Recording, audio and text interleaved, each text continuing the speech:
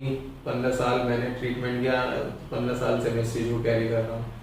सो ये ओवरनाइट से प्रॉब्लम होती नहीं है, गाइनो है किसी को काफ़ी टाइम से वो कैरी करते हैं। आप कुछ भी इसमें मैं बोल सकता हूँ इस चीज़ को फुली कॉन्फिडेंस से कि आप कुछ भी ट्रीटमेंट ले लो, कोई भी एक्सरसाइज फॉलो कर लो, किसी भी कोच के अंडर कर लो, किसी तरह की डाइट ले लो, ये प्रॉब्लम बिना सर्जरी के आपकी रिमूव नहीं होगी। यानी कि बस केवल फैट पर थोड़ा बहुत फर्क पड़ सकता है, ग्लैंड जो आपका हार्ड पार्ट होता है ना तो मेडिसिन ना ही जिम दोनों से नहीं खत्म होने वाला। उसका जो ट्रीटमेंट है वो सर्जिकल ही ट्रीटमेंट है, जो कि प्लास्टिक सर्जन के अंडर ही होना अच्छी बात है।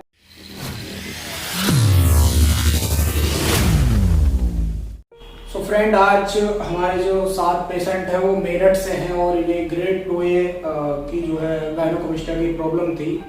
तो इन्हें ग्रेड 2A की गायनोकोमेस्टिया की जो प्रॉब्लम थी उससे जो दिक्कत परेशानी होती थी, तो वो पूरी स्टोरी क्या है हम पेशेंट के साथ सुनते हैं उनसे। तो उनका पहला क्वेश्चन आप सभी लोगों के बीच में रहेगा, जब आपको गायनोकोमेस्टिया थी तो उसकी वजह से क्या क्या प्रॉब्लम फेस कर रहे थे?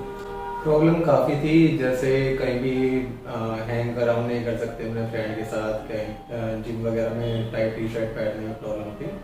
बट मेजरली जो मुझे लास्ट कुछ टाइम से जो मेन प्रॉब्लम थी वो थी कि मेरे लेफ्ट साइड में चेस्ट में काफ़ी पेन स्टार्ट हो गया था। काफ़ी मैं फील करने लगा था कि जैसे हम अपनी चेस्ट का हाथ लगा था दोनों साइड, तो ग्लैंड मुझे फील होता था कि काफ़ी ग्लैंड है। उस वजह से स्पेशली इन विंटर की काफ़ी पेन होना स्टार्ट हो गया था। और ये प्रॉब्लम पिछले करीब 15 साल से था मेरे साथ गायनों की। सो देन आई डिसाइडेड कि मुझे I have to went through with the surgery. अच्छा, 15 साल का जो पीरियड है वो काफी लॉन्ग होता है, तो उस बीच में जैसे फ्रेंड सर्कल में कुछ ऐसे वर्ड बोलते हैं या कुछ ऐसी चीज होती है जिससे कि आप बहुत डीपली चले जाते हैं? वो चीज़ें होती थी फ्रेंड सर्कल में। फ्रेंड्स जैसे कि आप टाइट टी शर्ट पहन लें या suppose you are in gym, so friend कुछ ना कुछ सरकास्टिक कमेंट्स इस टाइप के होते थे कभी कभी। बट जो मेजर था वो यही था कि अपने आप में कॉन्फिडेंस नहीं था कि बाहर आए और मतलब एक टी शर्ट पहन के या कुछ भी ऑफिशियल उसमें टूर में या कहीं जिम में विदाउट टी शर्ट कि हम कुछ भी ऐसा कर सके। सो कमेंट होते थे काफ़ी, बट जो था ये तो मतलब डिसाइडेड था कि करना है इसके। जैसे 1-2 कमेंट अगर आप बोलना चाहें कि क्या मतलब जिससे कि आपको ज्यादा ये लगता था कि यार कहते थे कि जिम कर रहे हो फिर भी you have a chest like a woman और man boobs that kind of thing, कि इस तरह की प्रॉब्लम हो रही है।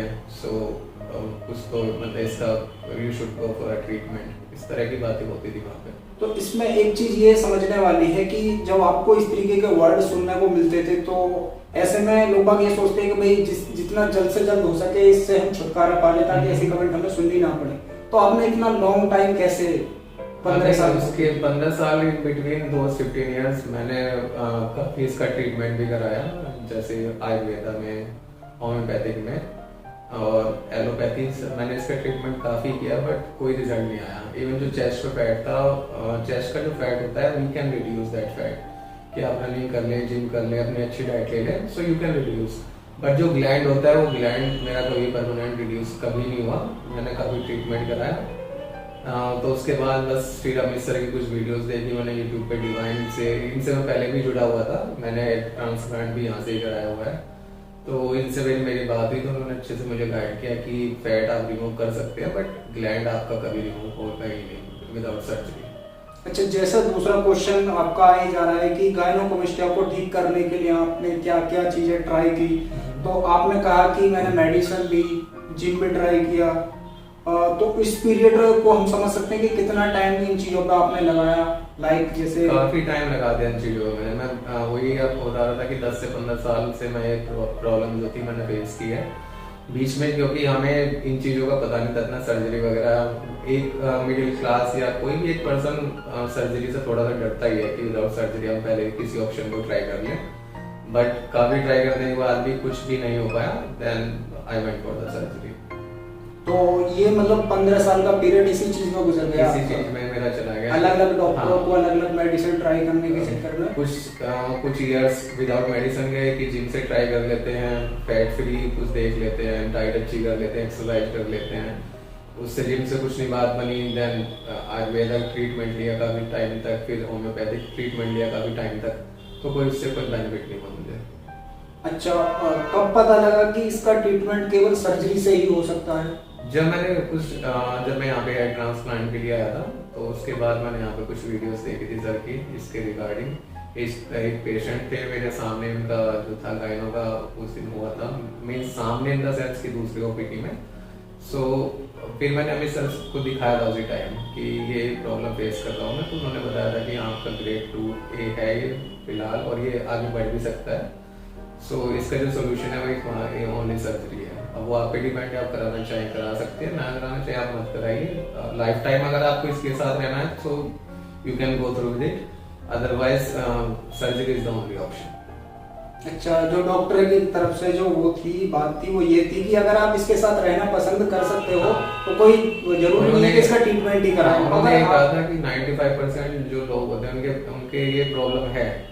सो अगर आप इस प्रॉब्लम से इफ यू आर ओके, सो आप इसके साथ कंटिन्यू। ऐसा नहीं है कि आपको कल कैंसर बनेगा या कुछ गांठ ऐसी हो जाएगी या कुछ भी इस तरह की कोई प्रॉब्लम नहीं होगी, बट ये टोटली डिपेंड्स ऑन यू कि आप अगर रहना चाहते हैं इस चीज के साथ आप रह सकते हैं, आप नहीं रहना चाहते then surgery is the only option.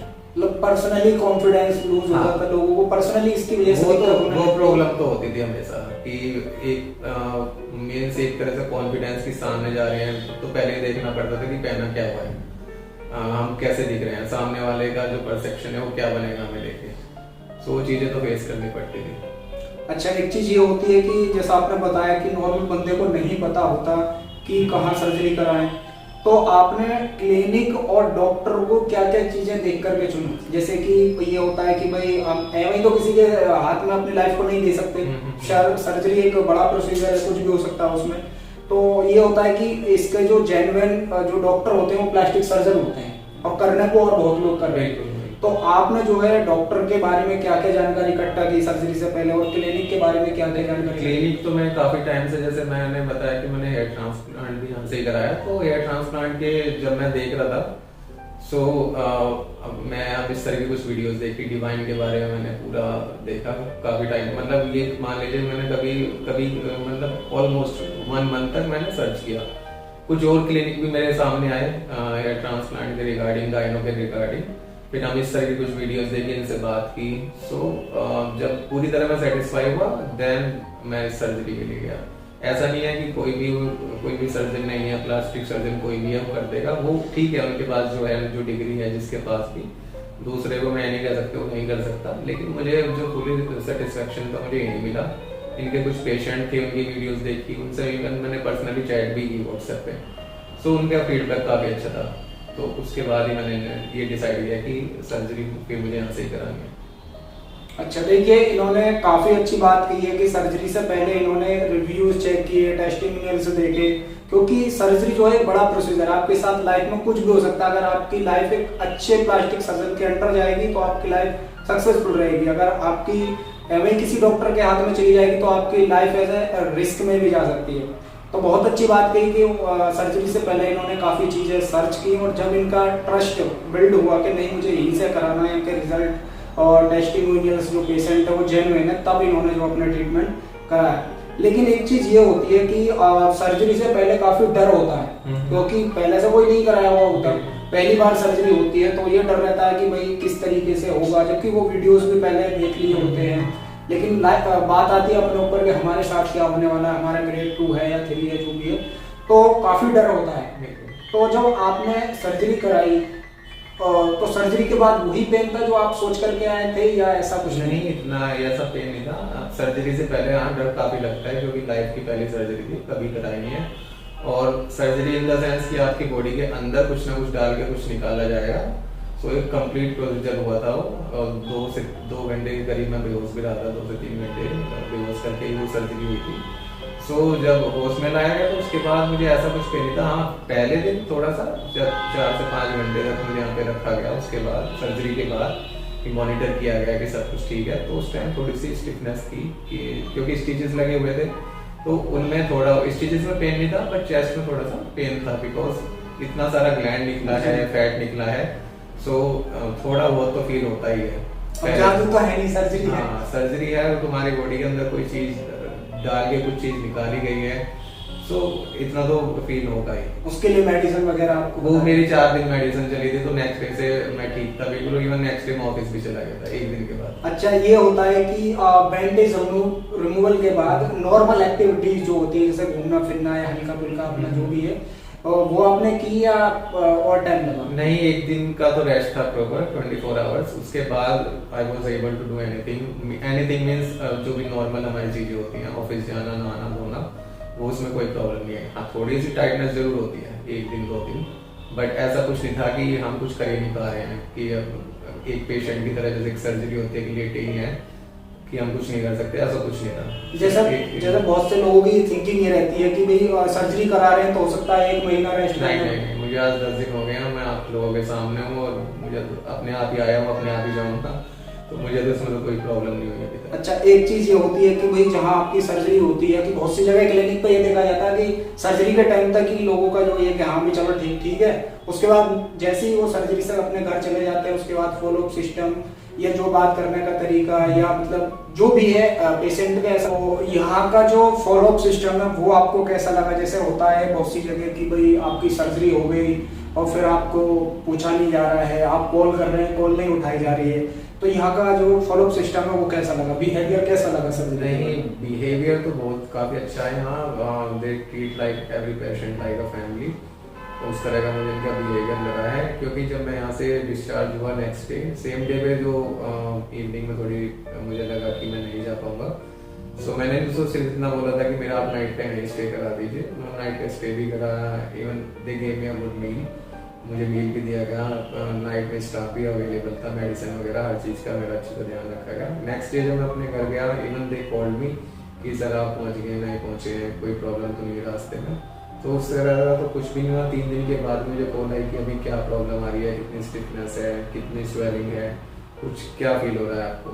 सो मुझे किसी तरह का सभी कोई ये नहीं हुआ। इवन मैंने कभी कभी तो ऑफिस आवर्स में भी कॉल नहीं किए, कभी कभी क्या, क्योंकि नाइट शिफ्ट होती मैं कर ही नहीं पाता, तो मैं तो इन्हें कभी भी कॉल कर देता हूँ। ऐसा नहीं है कि मैंने रात के 9 बजे कॉल की तो इन्होंने मेरी कॉल नहीं पिक की, हमेशा इन लोगों ने मेरी कॉल पिक की है और जो बेस्ट पॉसिबल सोल्यूशन था वो इन लोगों ने मुझे दिया है। तो फॉलोअप के लिए तो मुझे कभी ऐसी कोई प्रॉब्लम नहीं हुई। इवन आज भी उन्होंने कॉल करके कहा था कि आप आइए एक बार फॉलोअप दिखा लीजिए, हमको भी कोई प्रॉब्लम है नहीं है, क्या इशू आ रहा है आपको, एक बार आप आइए और फॉलोअप ले लीजिए हमसे। सो ये जो चीज़ है ये एक बहुत बड़ी चीज़ होती है, क्योंकि बहुत सी जगह ये हो कि आपने पैसे भी वहाँ पे लगाए और उसके बाद सर्जरी होने के बाद आपके फ़ोन नहीं उठाए जाते हैं, आपकी जो कोई प्रॉब्लम होती है उसको जो उसके बारे में कुछ नहीं बताया जाता, तो आपको ऐसा लगता है कि यार हम कहाँ फंस गए कि हमारी सर्जरी तो कर दी लेकिन अब हमें आगे के लिए क्या करना है, क्या नहीं करना, उसकी वजह से काफ़ी परेशान रहते हैं। तो ये फॉलोअप सिस्टम बहुत मजबूत अगर कहीं का आपको लगता है तो वहाँ का ये सही कहिए कि सारा सिस्टम ही आपको अच्छा लगेगा, क्योंकि वो आपको एज ए फैमिली की तरह आपको समझते हैं, क्योंकि हर मोड़ पर वो आपको ट्रीट करते रहेंगे, गाइड करते रहेंगे, बताते रहेंगे, क्योंकि वो आपको समझते हैं। सो एक चीज़ ये होती है कि सर्जरी कराने के बाद बहुत से लोगों को ये रहता है कि भाई काफ़ी दिनों तक बेड रेस्ट करना पड़ेगा, तो आपने अपनी नॉर्मल एक्टिविटीज जैसे कहते हैं बेस्ट प्लास्टिक सर्जन के अंदर से जो उनकी टॉक है वो ये कहते हैं कि दूसरे दिन आप नॉर्मल एक्टिविटीज कर सकते हैं, तो आपने अपना काम करना कब से स्टार्ट किया? जिस दिन सर्जरी हुई थी उसके नेक्स्ट डे 1 दिन का 24 आवर्स का मुझे बोला गया था रेस्ट कीजिए। 24 आवर्स के बाद से नेक्स्ट डे से तो मुझे हाँ ये जरूर बोला गया था कि you can not drive for at least for a week, कि 7 दिनों तक कोई ड्राइव नहीं करेंगे आप, और जो नॉर्मल एक्टिविटीज होती हैं जैसे ऑफिस जाना, अपना बैग कैरी करना, अपना मील कैरी करना, कुछ घर का थोड़ा बहुत जो भी आपका काम होता है, इवन ये नहीं कि आपको नहाना नहीं है, सब कुछ नहीं बोला गया। जब मेरी बैंडेज वगैरह भी हो गई next day I took a bath, मुझे कोई प्रॉब्लम नहीं आई। सो 24 आवर्स के बाद मैंने तो अपना काम जो भी था हमारा ऑफिशियल जो वर्क था मुझे तो उसमें कोई प्रॉब्लम नहीं है। हाँ सर्जरी है, थोड़ा बहुत आप फेस करते हैं कि वो तो एक नॉर्मल प्रोसीजर है, लेकिन ऐसा नहीं है कि आप पेशेंट की तरह कि मैं एक पेशेंट हूँ तो मैं तो कुछ कर ही नहीं पाऊंगा, ऐसा कुछ भी नहीं था। ये 24 आवर्स के बाद तो मैं तो I was able to do anything my work. अच्छा, जो ये बोलते हैं कि 1 महीना ले, वो मतलब उनका डर है केवल 1 महीना, तो मुझे नहीं लगता 1 महीना क्या 24 आवर्स की मैक्सिमम मुझे लगे। 10 डेज हुए मैं आप लोगों के सामने बैठा हूँ, अपना फॉलोअप देने के लिए आया हूँ, खुद ही आया हूँ, खुद से ही जाऊँगा, तो मुझे तो इस तरह का कोई भी प्रॉब्लम कोई फेस नहीं हुई। इवन लास्ट 10 डेज में मेरी कोई ऑफिशियल लीव नहीं है, कोई लीव नहीं है। हाँ, 24 आवर्स के लिए मुझे जरूर बोला गया था सर्जरी के बाद, और उसके बाद से मुझे तो अभी तक कोई प्रॉब्लम आई नहीं। अच्छा, जो पेन वगैरह का जो होता है कि भाई काफ़ी पेन होगा और यहाँ से मेडिसिन वगैरह भी दे देते हैं, ऐसा नहीं है, तो फिर आपको जो सर्जरी कराने के बाद कितने दिन तक पेन का लगा था कि? पेन तो जब होगा जब आपकी सर्जरी बिना बेहोश किए हुई है। मैं तो जब मेरी सर्जरी गया था ओपीडी के लिए, जो इसके लिए थिएटर में सर्जरी के लिए, तो मैं तो बेहोश था। कभी 2-3 घंटे के बाद जब मुझे होश में लाया तो मुझे तो ऐसा कोई पेन वगैरह जो है मुझे बिल्कुल फील नहीं हुआ। हाँ, थोड़ा सा 4 से 5 घंटे के बाद थोड़ी सी मुझे रात में टाइटनेस वगैरह, स्टिफनेस वगैरह लगी स्टिचेस के अंदर। तो मुझे जो पेन किलर था वो दिया गया, जो भी इनकी एंटीबायोटिक थी वो मुझे दी गई। वो भी सिर्फ 4 दिन के लिए मुझे दिया गया, 4 से 5 दिन के लिए। उसके बाद से वो भी मैंने हटा दी थी, मतलब मना ही कर दी थी कि 5 दिन के बाद आपको कुछ नहीं खाना है। और जो पेन था वो स्टेजेस में बिल्कुल नहीं था, पेन था चेस्ट के अंदर, क्योंकि जब आपका ग्लैंड रिमूव हुआ है, फैट रिमूव हुआ है, तो वहाँ पे थोड़ी सी एयर, थोड़ी सी स्वेलिंग होती है। तो जब आप हाथ लगाते हो थोड़ा सा पेन फील होता है फर्स्ट। यानी कि सर्जिकल प्रोसीजर है, कोई जादू नहीं है, थोड़ा सा तो होता है वो, लेकिन मैंने सर्जरी आपके अंदर कुछ चीज डाल के कुछ चीज बाहर रिमूव की गई है, निकाली गई है, तो इतना तो जरूर होगा। लेकिन ऐसा नहीं है कि वो एक तरह से आप उसे मीन्स सहन ही नहीं कर पा रहे हैं कि एक तरह से अनवांटेड पेन है कि ये तो मैं ले ही नहीं पाऊंगा, ऐसा कुछ भी नहीं है। एक नॉर्मल प्रोसीजर के थ्रू वो सब चीज होती है। अच्छा, एक चीज ये होती है कि सर्जरी कराने से पहले हमारी कुछ उम्मीद होती है कि सर्जरी की जो रिजल्ट, स्कार, या हम टी शर्ट वगैरह पहन पाएंगे नहीं पहन पाएंगे, तो वो बहुत सारी चीजें आपके दिमाग में भी होंगी। तो जैसा कि अभी 10 दिन हुए और बिफोर की अगर हम लाइफ पे देखें कि आपकी कितनी प्रॉब्लम थी इसकी वजह से, तो अब उनमें और इनमें आपको क्या डिफरेंसेस देखने को मिल रहा है? टी शर्ट पहनना तो ऐसा है कि आप टी शर्ट तो पहन लो, लेकिन सर्जरी के बाद जब आप उससे बाहर आते हो सर्जरी कराने का, टी शर्ट तो आप जब भी डाल सकते हो।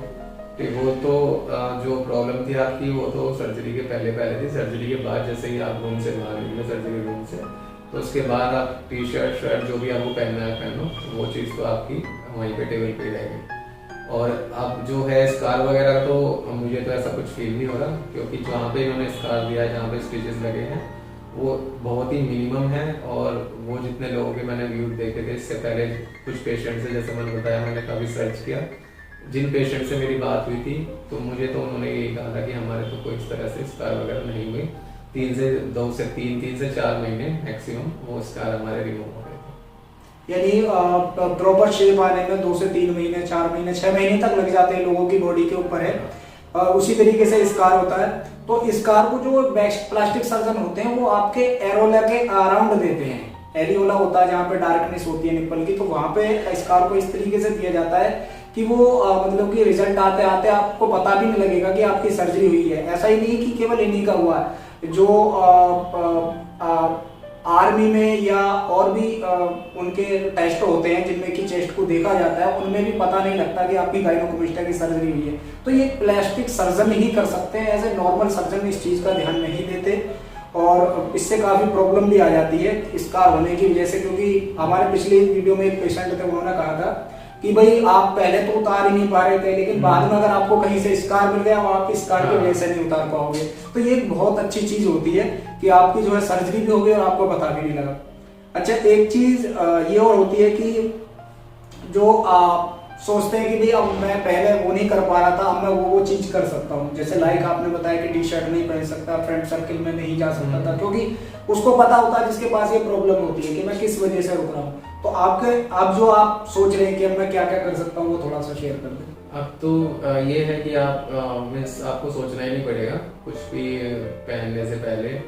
जैसे पहले सोचना पड़ता था कि अभी ये शर्ट में मैं कैसा लग रहा हूँ, कि ये शर्ट कैसी लग रही है सामने से देखने में, कहीं इसमें किसी तरह का निप्पल वगैरह तो नहीं दिख रहा, या कितना मेरा फैट दिख रहा है, इसमें ग्लैंड कितना दिख रहा है, या टाइट टी शर्ट पहन के आप जिम में नहीं जा सकते, रनिंग पे नहीं जा सकते, क्योंकि थोड़ी देर के बाद पसीना आता है, वो चिपक जाती है वो टी शर्ट बॉडी से, तो उसके बाद वो जो आपकी प्रॉब्लम हो मेजरली कोई भी उसको देख सकता है।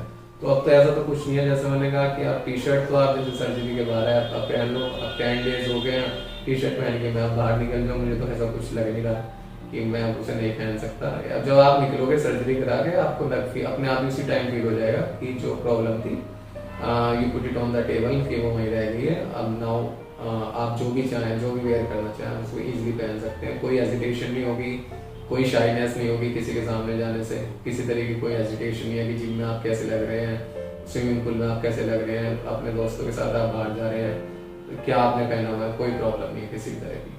अच्छा, इन्होंने देखिए ये काफी अच्छी बात की है कि सर्जरी के टाइम अब आप टेबल पर रहते हैं तो आप अपनी सारी प्रॉब्लम वहीं छोड़ देते हैं, यानी सर्जरी के बाद आप जो बिल्कुल डिफरेंस हो चुके होते हैं, क्योंकि आपकी जो चेस्ट होती है वो फीमेल से सीधे एक नॉर्मल मैन की चेस्ट बन गई होती है। तो यानी 1 घंटे के अंदर आपकी जो प्रॉब्लम है वो समाप्त हो जाती है। तो इसमें ये वाली बात मैं कहना चाह रहा था कि आप जिम पर टाइम लगाते हैं, लाइक 2 साल, 5 साल, 10 साल मेडिसिन पे यूज करते, लेकिन यहाँ आपके 1 घंटे के अंदर अंदर आपकी प्रॉब्लम हो जाती है, उसके बाद आपका रिजल्ट आना बाकी रह जाता है। नॉर्मल एक्टिविटीज आप बैंडेज रिमूव के बाद कर सकते हैं, और गाड़ी बाइकिंग वगैरह वो 10 से 15 दिन के बाद आप कर सकते हैं। तो यानी कि अब जो आपके जो एम्स थे या जो चीजें आप नहीं कर पा रहे थे वो आप इजीली कर पाएंगे। तो इजीली आप, जैसे मैंने कहा, कुछ भी आप कर सकते हैं इजीली। इसमें कोई इस तरह की प्रॉब्लम नहीं है कि आप वो नहीं कर पाएंगे, आप ये नहीं पहन पाएंगे, ऐसे तो कोई प्रॉब्लम नहीं है। यानी आप फुल कॉन्फिडेंस के साथ आप टी शर्ट निकाल भी सकते हैं, पहन भी सकते हैं। अब मैंने तो जैसा कि आप पहले ये सोच रहे थे कि भाई मैं टी शर्ट नहीं निकाल पाता या लोगों के सामने नहीं जा सकता, स्विमिंग पूल नहीं जा सकता, तो अब आपके 10 दिन हो गए हैं, तो अब आप क्या क्या चीजें कर सकते हैं जो पहले नहीं कर पा रहे थे?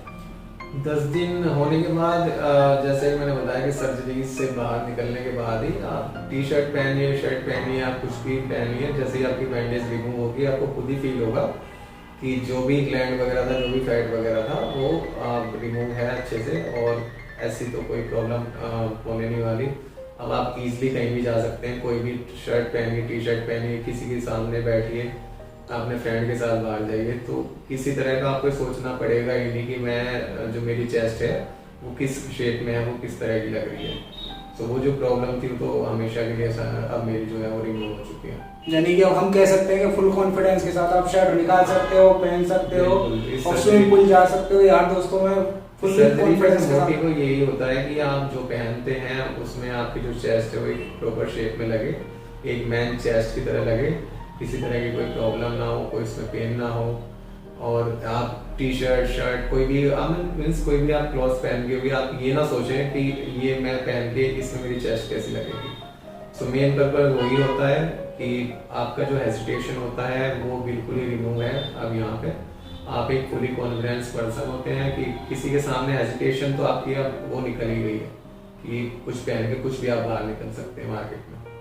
अच्छा, जो लोग जिम और मेडिसिन पे टाइम अपना लगा रहे हैं उन लोगों के लिए आप क्या कहना चाहोगे? जिम मेडिसिन से आपको कोई मुझे नहीं लगता कि कोई भी बेनिफिट होने वाला है। लास्ट 15 ईयर से मैंने इस प्रॉब्लम को फेस किया है। मैंने जिम भी किया, रेगुलर अच्छी डाइट भी ली, मैंने हर तरह का ट्रीटमेंट फॉलो किया, आयुर्वेदा, होम्योपैथिक, एलोपैथिक, जो भी ट्रीटमेंट पॉसिबल था मैंने अपने आप को दिया। पैसा वेस्ट हुआ, मेरा टाइम वेस्ट हुआ।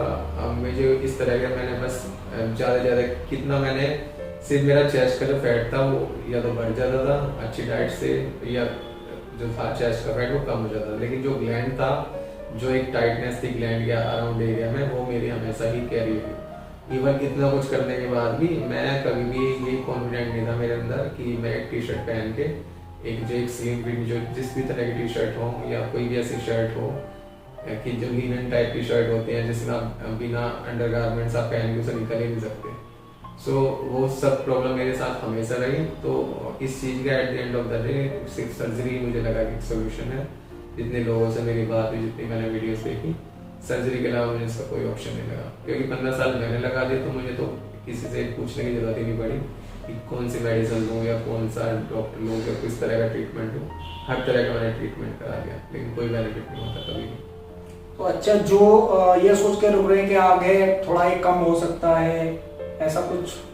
कम तो मुझे शुरू में लगता था कि कम है, ये प्रॉब्लम मेडिसिन से ठीक हो जाएगी, और धीरे धीरे करते हुए वो आज ग्रेड 2A पे चली गई। जब मैं यहाँ पे आया ग्रेड 2A बताया गया, उसके बाद फिर सर ने अच्छे से चेक किया तो कहा कि कुछ टाइम और रुकोगे तो ग्रेड 3 में भी जा सकता है। प्रॉब्लम कुछ नहीं है, आप ग्रेड 3 में जाओ, ग्रेड 4 में जाओ, ऐसा नहीं है कि आपको कोई इस तरह की कोई डिजीज हो जाएगी, लेकिन क्या आप इस तरह से कंटिन्यू पूरी लाइफ अपनी रह सकते हैं, प्रॉब्लम ये है। कि आप इस चीज को कैरी कर सकते हैं पूरी लाइफ अपने साथ, बिना टी शर्ट, इस तरह की टी शर्ट नहीं पहननी या इस तरह की शर्ट नहीं पहननी, या मैं वहां नहीं जा सकता, या मैं खेल नहीं सकता, या मैं स्विमिंग पूल में नहीं जा सकता। तो इस तरह के अगर आपको कैरी करना है आप करो, अदरवाइज ये प्रॉब्लम टाइम के साथ मेरी तो बढ़ी थी कि हाँ, मुझे तो लग रहा था कि जैसे जैसे एज बढ़ रही है, जैसे जैसे टाइम बढ़ रहा है, तो ये प्रॉब्लम मुझे लग रहा था कि बढ़ती जा रही है। यानी कि उन लोगों को फायदा नहीं होगा बल्कि और उनका लॉस हो सकता है, क्योंकि आप इतना टाइम लगाओगे, क्योंकि ये चीजें ओवरनाइट तो होंगी नहीं। 15 साल मैंने ट्रीटमेंट किया, 15 साल से मैं इस चीज को कैरी कर रहा हूँ, तो ये ओवरनाइट तो ये प्रॉब्लम होती नहीं है। आई नो है किसी को काफी टाइम से वो कैरी करते हैं। आप कुछ भी इसमें, मैं बोल सकता हूँ इस चीज को फुली कॉन्फिडेंस से कि आप कुछ भी ट्रीटमेंट ले लो, कोई भी एक्सरसाइज फॉलो कर लो, किसी भी कोच के अंडर कर लो, किसी तरह की डाइट ले लो, ये प्रॉब्लम बिना सर्जरी के आपकी रिमूव नहीं होगी।